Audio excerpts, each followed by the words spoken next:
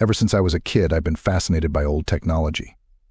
There's something about the way things used to be built, solid, tangible, real. It started with collecting vintage radios and moved on to include typewriters, cameras, and, my most prized possession, a 1950s Zenith television set.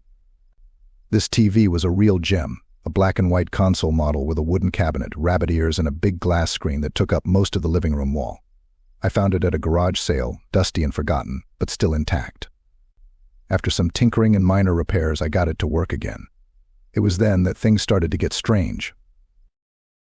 The first time I turned it on, there was nothing but static. The crackling, snowy screen reminded me of the TV in Poltergeist. I fiddled with the knobs, hoping to pick up at least one channel, but all I got was white noise. Disappointed but not deterred, I left it on while I worked on my other projects. The background noise was strangely comforting. It wasn't until a few nights later that I noticed something odd. It was around midnight, and I had fallen asleep on the couch. I woke up to the sound of static louder than usual, like it was filling the entire room. My eyes snapped open, and that's when I saw it. A figure in the static. At first I thought it was a trick of the light or my sleepy brain playing tricks on me. But as I focused, I saw it clearly, a man standing in the middle of the screen, perfectly still, almost blending in with the static, but distinct enough to make out his shape. He was tall, wearing what looked like a dark suit, but his features were blurry and undefined, as if he was made of the static itself. I sat up, staring at the screen, trying to understand what I was seeing. The figure didn't move, didn't waver. He just stood there, watching. A chill ran down my spine. I reached for the remote to turn off the TV, but as soon as I pressed the button, the screen went black and the room fell silent. The next morning I convinced myself it had been a dream. I had fallen asleep watching TV and my mind had conjured up the figure in the static.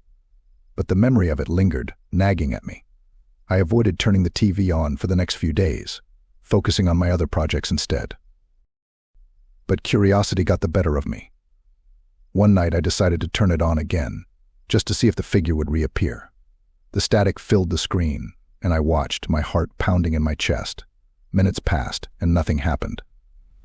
I sighed in relief, feeling silly for letting my imagination get the better of me. Then, just as I was about to turn it off, the figure appeared again. This time he was closer to the screen, his features slightly more defined. I could see the outline of his face, but it was still blurry, like looking at someone through frosted glass. My pulse quickened, and I felt a growing sense of dread. I turned the TV off and went to bed, but sleep didn't come easily. Every time I closed my eyes, I saw the figure in the static, watching me. Over the next few weeks, the figure began to appear more frequently. Each time he was closer to the screen, and his features became clearer. I started to notice details. Dark, sunken eyes, a thin, crooked smile.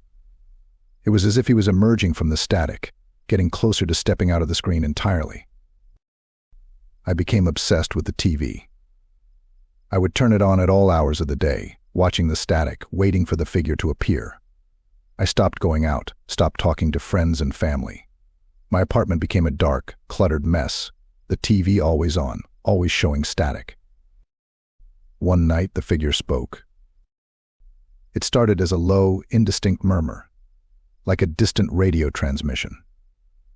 I leaned in closer, trying to make out the words. The voice was deep and raspy, and I could only catch fragments of sentences. ... watching. Always. Come closer. A shiver ran down my spine. I felt like I was losing my mind. I tried to turn off the TV, but the power button didn't respond. The static grew louder, the figure's voice more insistent. ... So close. Come closer. The screen flickered, and for a moment I thought I saw the figure reach out towards me. Panic set in. I grabbed the power cord and yanked it from the wall. The screen went black, and the room fell silent. I couldn't sleep that night. Every shadow, every creak of the old apartment building made me jump. The figure's voice echoed in my mind, relentless and haunting. The next day I decided to get rid of the TV. I couldn't take it anymore. I hauled the heavy console to the curb, leaving it for the garbage truck. As I walked back to my apartment, I felt a strange sense of relief, like a weight had been lifted off my shoulders. That night I slept soundly for the first time in weeks, but my peace didn't last long. Around 3 a.m., I was jolted awake by a loud crash from the living room. My heart pounded in my chest as I got up to investigate. I turned on the lights and froze in the doorway. The TV was back, sitting in the middle of the living room, screen flickering with static. The power cord was plugged into the wall, even though I had left it outside. I felt a cold sweat break out on my forehead. The figure was there, closer than ever. His face was almost clear now, gaunt, with hollow cheeks and those dark, sunken eyes that seemed to bore into my soul. His smile was twisted, almost mocking. I backed away, but the TV grew louder, the static filling the room. The figure's voice was clearer now, a harsh whisper that sent chills down my spine. So close. Can't leave. Must come closer. I tried to scream, but no sound came out.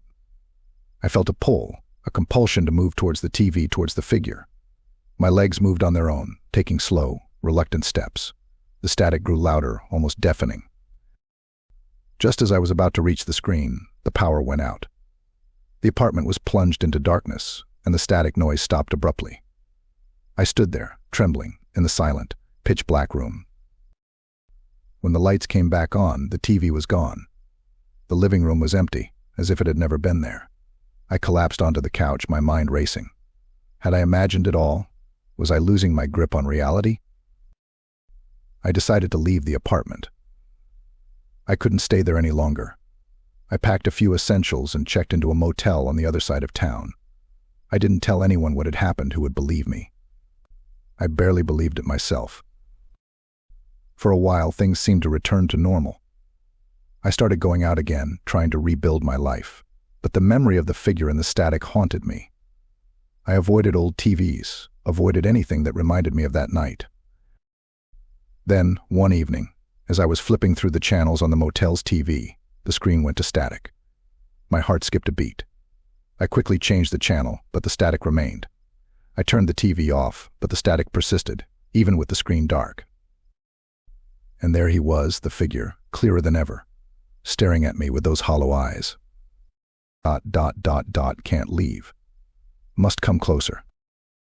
I screamed and threw the remote at the TV. The screen shattered, the static noise cutting off abruptly.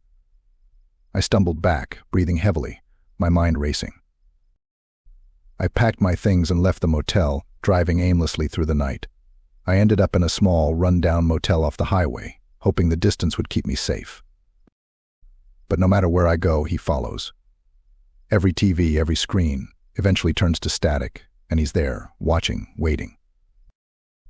I can't escape him. He's always there, lurking in the static, getting closer every time. I've tried to tell myself it's all in my head, but the fear is real. The figure is real. If you're reading this, please don't let the static in. Don't let him get closer. Once he finds you, there's no escape. And remember, he's always watching.